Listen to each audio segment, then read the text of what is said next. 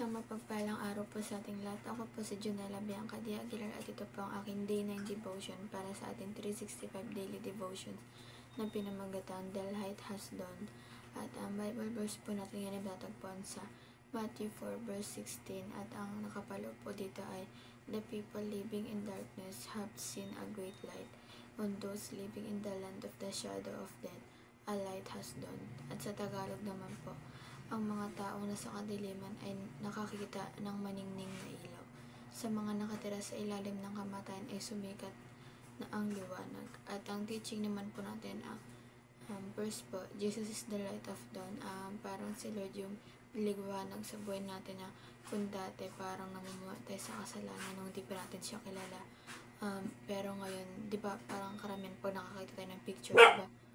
Parang si Lord yung parang mga picture ni Lord puro may liwanag kasi siya yun, parang siya yung liwanag sa buhay natin nung nakilala natin siya, pero nung hindi, nasa kadiliman tayo noon.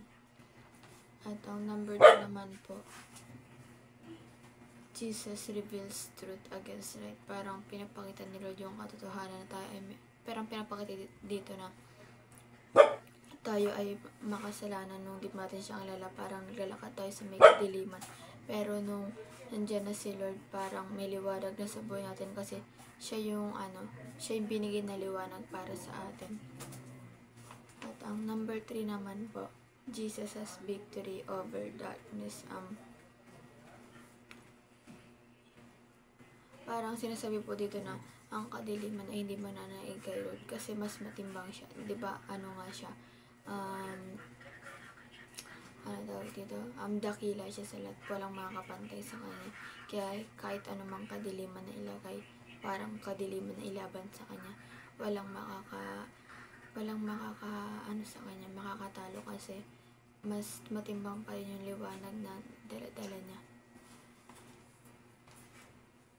At ang application naman po natin ngayon ay be a follower who walks in the light. Parang sinasabi po dito na maging follower tayo ni Lord. Parang sumunod tayo sa liwanag sa Kanya kasi kung susunod tayo, parang walang problema tayong matatamasa, walang lungkot, walang kahit walang doubt. Parang pag naging follower tayo ni Lord na sa liwanag lang tayo, parang ang ginhawa lang ng buhay natin, peaceful, ganun. Tsaka nandun yung totoong sign na mararamdaman natin na hindi natin nakikita sa mga material na bagay na meron tayo. At ang number 2 naman po, do not live in a lie of being a Christian while living in darkness. Sabi po dito na wag po tayo mamuhay sa sinasabi natin na parang kiniklaim natin na Christian na tayo, pero ang pinamumuhay natin na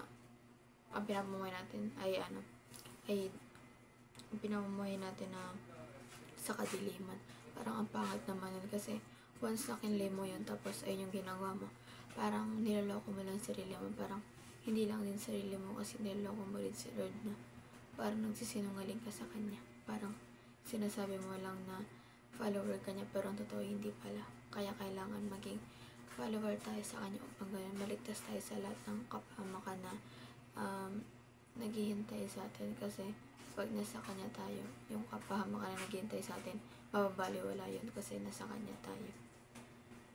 At ang last naman po, bring others to the light. Bring others to the light. Lumalakad tayo ayon sa kalooban ng Diyos dahil nandito ang totoong kasiyahan. Parang maging tayo sa iba, parang manghikaya tayo. Akayin natin yung ibang tao na maging followers ni Lord, parang para sabay-sabay tayo maglakad sa liwanag. Kasi ang pangit naman kung ikaw lang, kung aray sa pamilya mo, parang ikaw lang nagiging follower ni Lord. Paano naman sila, diba? Paano nila malalaman yung tunay na kasiyahan na gusto nila? Parang siguro sabihin natin masaya sila pero sa material na bagay, pero what more pa kaya kung na kay Lord sila, kasi doon nila matatama yung tunay na kasiyahan. Kaya tayo parang nagiging way tayo na nakakilala kay Lord na hikayatin sila na maging followers si Lord at sabay-sabay tayong lumakad sa liwanag. And yun lamang po. And po ang aking devotion ngayong araw. Sana po may natutunan kayo at huwag natin kalimutan i-share ito sa ating pamilya. And Salamat po. God bless po sa ating lahat.